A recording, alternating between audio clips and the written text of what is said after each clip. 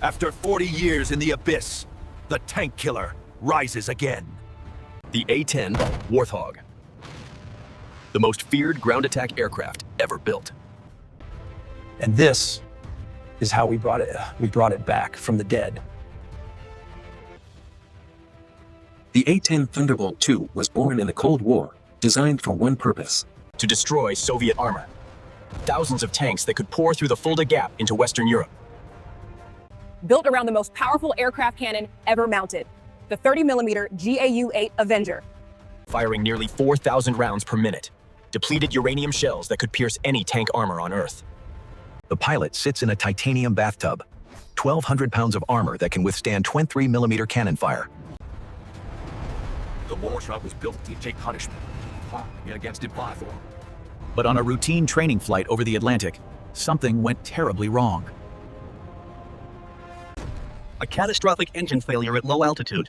The pilot had seconds to decide. He ejected at the last possible moment. The pilot survived, but the Warthog was lost. The tank killer sank into the abyss, 300 meters down, into darkness and silence. And there it would remain, forgotten, for nearly 4 decades. The ocean claimed it. Saltwater corroded the aluminum. Marine life colonized the wreckage.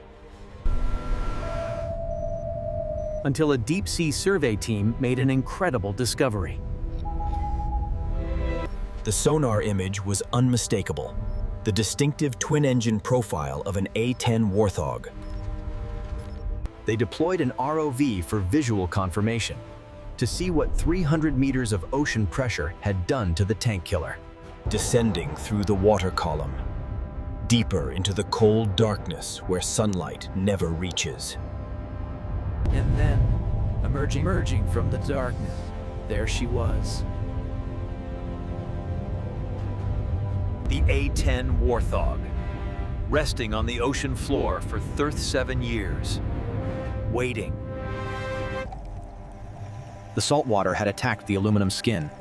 Corrosion had eaten through the metal in places. The cockpit was destroyed. The violence of the crash and decades underwater had gutted the flight systems. And the legendary GAU-8 Avenger, the heart of the tank killer, silenced by the sea. The question wasn't whether to recover the Warthog. It was whether recovery was even possible.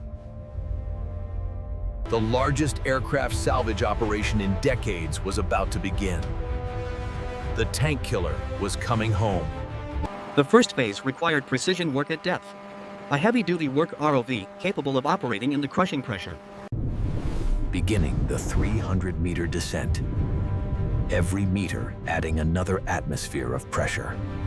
From the surface, pilots guided the ROV through total darkness, relying entirely on instruments and cameras.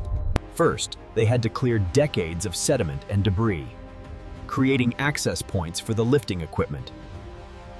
High-pressure water jets carefully removed the silt, revealing the extent of the damage for the first time.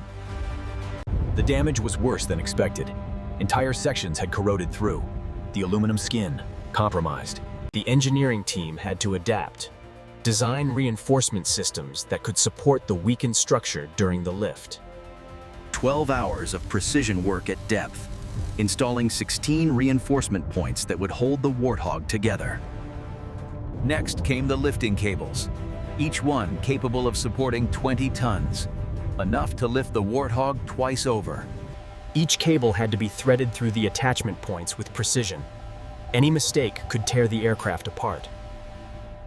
After 6 days of preparation, the moment arrived. The tank killer would rise or be lost forever. 300 meters below, the cables drew tight.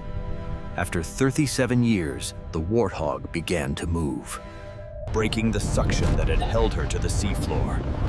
The tank killer was lifting free. The ascent had to be perfectly controlled. Too fast, and the damaged structure could fail. Too slow, and weather windows would close. At 200 meters, the aircraft tilted. One cable had stretched more than the others. The Warthog was becoming unstable. quick adjustments to individual cable tensions, balancing the load in real time, fighting physics 300 meters away. And then, after nearly 4 decades, the tank killer saw daylight once more. Suspended between sea and sky, covered in the ocean's claim, but unmistakable. The crew approached what they had raised from the abyss, seeing the devastation up close for the first time. Beneath the marine growth was a skeleton.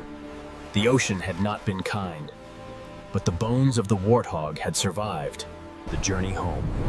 72 hours to the restoration facility, where the resurrection would begin. First, removing the ocean's claim. Thousands of barnacles, anemones, and coral growths carefully extracted by hand. 2 weeks of painstaking work. Layer by layer, the Warthog began to reappear beneath the growth. But what the cleaning revealed was sobering. Corrosion had damaged over 70% of the aircraft's skin. Chemical treatment neutralized the active corrosion, stopping the damage from spreading further into sound metal. Every damaged panel was carefully removed. Over 800 individual pieces cataloged for replacement. Beneath the skin, they found hope. The titanium armor and main structural members had survived. The backbone of the Warthog was intact. The twin General Electric TF-34 turbofan engines, each one over 3,000 parts. Every turbine blade was frozen solid. Saltwater crystals had locked the engines in place for nearly 4 decades. New blades machined to exact specifications replaced those beyond saving, the engines being reborn component by component. And then there was the heart of the tank killer, the legendary GAU-8 Avenger, the most powerful aircraft cannon ever built. The 7 barrels had to be straightened to within thousandths of an inch. Any deviation would make the weapon dangerous to fire. The cockpit required complete reconstruction. Every instrument, every switch, every indicator rebuilt or replaced. Over 800 new skin panels were fabricated, each one formed to match the original specifications precisely. 40,000 rivets, each one hand-driven. The skin of the Warthog being restored inch by inch.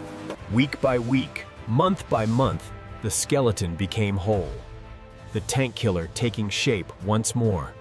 A landing gear that had survived countless rough field landings, rebuilt and reinstalled, ready to bear the Warthog's weight once more. The rebuilt engines returned to their home. 32,000 pounds of thrust, ready to bring the Warthog back to life. Into the paint booth, where the Warthog would receive its final transformation. Its war paint, the distinctive European 1 camouflage scheme. The colors that had struck fear into enemy armor. The legendary shark teeth, hand-painted as they had been on Warthogs since the beginning. The face of the tank killer, the unit markings and service numbers restored. Every detail matching the day this Warthog flew its last mission. And finally, after 23 months of work, 10,000 labor hours, the booth doors opened. The tank killer had risen from the abyss, restored to full glory, ready to serve once more. From this to this. A transformation that seemed impossible when the Warthog first emerged from the sea. A moment of truth. For the first time in 37 years, the tank killer's engines roared back to life. Into the light. The Warthog that had been swallowed by the ocean, now ready for its next chapter. Now the tank killer stands guard at the National Museum of Military Aviation, teaching new generations. If this resurrection inspired you, join our community. Subscribe and witness the next lost war machine we bring back from the abyss.